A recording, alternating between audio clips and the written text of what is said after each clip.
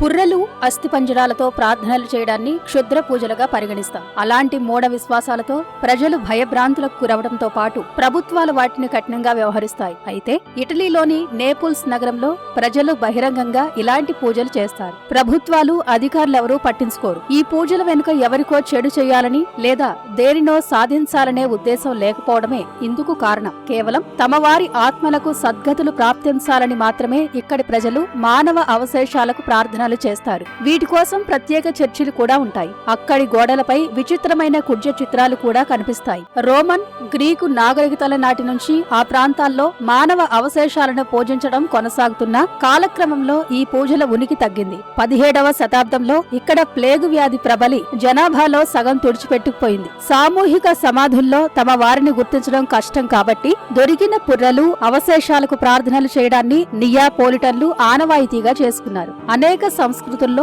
పుర్రెను మరణానికి సంకేతంగా భావిస్తే నేపుల్స్ ప్రజలు మాత్రం పుర్రెను పవిత్రమైందిగా చెబుతుంటారు. కొందరు చనిపోయిన తమ ఆప్తుల గుర్తులుగా వాటిని భద్రపరుచుకుంటారు. మరణానంతర జీవితంలో తమ వారితో సంప్రదింపులు జరపడానికి పుర్రెలు సాధనాలుగా ఉంటాయని చెబుతుంటారు.